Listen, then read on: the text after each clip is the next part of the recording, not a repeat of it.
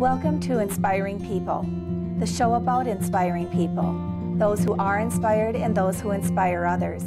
We all know them. They're good examples, they're supportive, they embrace life, they live inspiring lives in their day-to-day actions, and in turn, inspire others to do the same. Hi, welcome to Inspiring People. My name is Mary Otto. I'm the host of the show, and with me today is my guest, Alex Decoteau. Welcome to the show, Alex. Bonjour. Good to have you here. Let's start by having you tell our viewers your full name, please. Alex Donald Decoteau.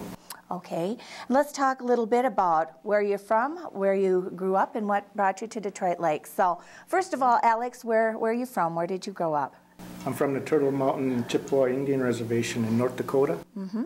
Okay. It's about way up north on top of the state. We're very close to Canada, just about 10 miles from the Canadian border in the center of the state, near the Peace Gardens.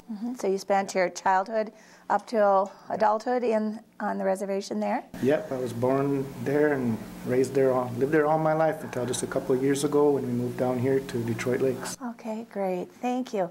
Well, let's talk a little bit about your family. Why don't you talk a little bit about your parents, your brothers and sisters, if you have any? Tell us about them. Okay, well, my dad's name is George, and he's a Ojibwe Indian from the Turtle Mountain Indian Reservation, Chippewa Reservation, and my mother's name is Marlis, and she's a Norwegian. Okay. And I got 2 older brothers and 2 younger sisters. Okay, and do they live on the reservation yet? Or? Well, no, just about everybody moved away now. Except for your father and mother. Just my mom and dad live there now. Okay, do you get back to the reservation very often? Yeah, okay. We got close ties there. We go back for ceremonies. Okay. And what is your current profession now, Alex? I teach Ojibwe language and culture here in Detroit Lakes schools, middle school, high school, and ALC school. Okay, and what sort of curriculum, what sort of information, what is your curriculum like for the Ojibwe classes? Well, a lot of the students are mainly beginners. So we start out with very basic nouns, everyday nouns that we see every day and encounter every day.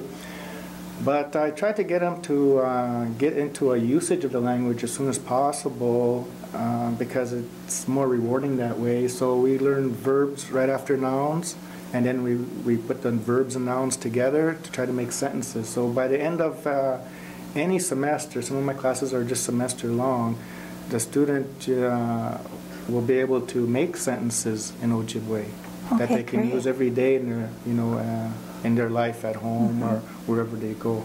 So that's my main goal. I also teach some culture.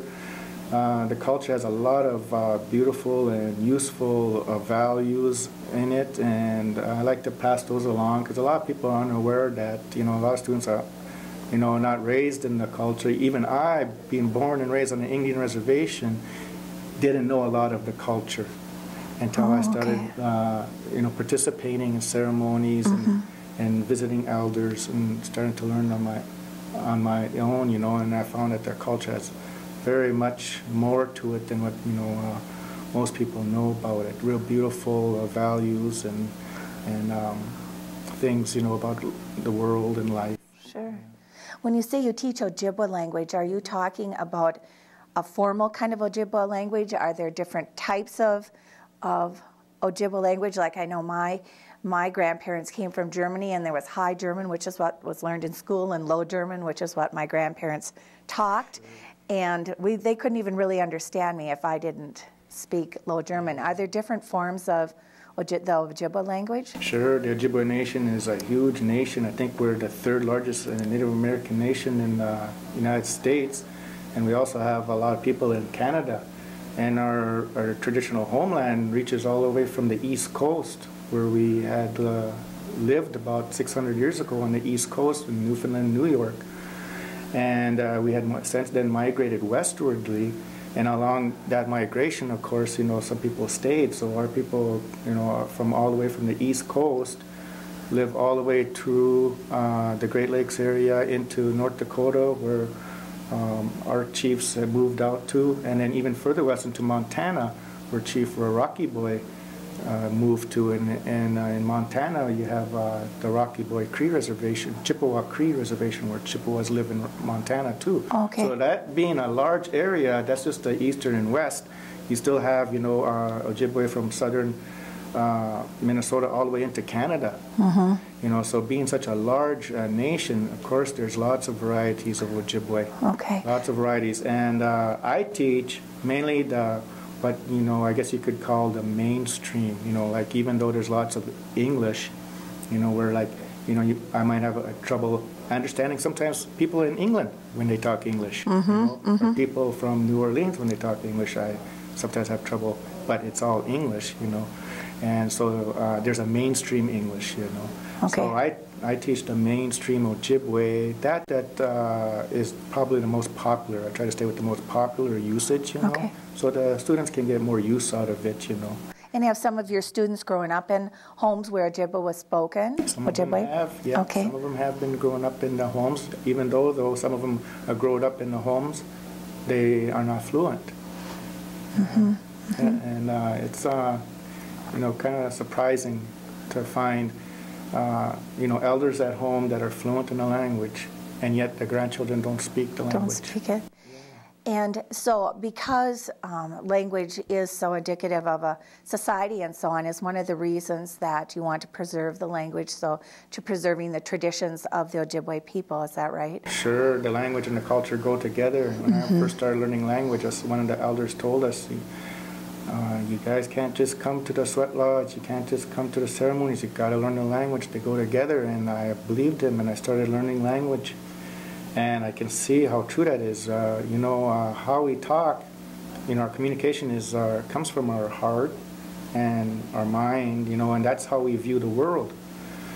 So you really, to, you know, understand the Indian culture, especially Ojibwe culture that I know, you know, you need to know the language, because the language is so different than English that, you know, in order to really get a full understanding of the culture, I really believe that language is necessary, because it's our outlook on life. You know, it's how our language is our thoughts, and that's how we see ourselves, how Ojibwe people see ourselves in the world, our position in the world, the reason why the Creator made us, our responsibilities in creation, you know, and our relationships with creation, you know, all the animals and plants and other people, and that all comes from our culture, which is our language. So are your students are your students learning Ojibwe as a first language, as a second language? As a second language. As a second language. So, and when they're in there, they've already do they have to have had some Ojibwe background before they come in? No, but you know, the language revitalization has been going on for a while now, so it's not surprising for me to have students that had 4 years of Ojibwe already. Oh, it's you know, all right. They even have Ojibwe programs now in preschool, you know, really? and in kindergarten. Yeah, so that's great, you know. So a lot of the, you know, some of the work is already done when they get there. They already know their animals, you know, and a lot of other things. So then we can start working on making sentences, you know, so they can start communicating in the language. So would those children then be considered bilingual because they can speak both? Okay. Well, we're just at the very beginning of our discussion here with Alex, so I hope you'll join us for part 2 of the dialogue with Alex Decoteau.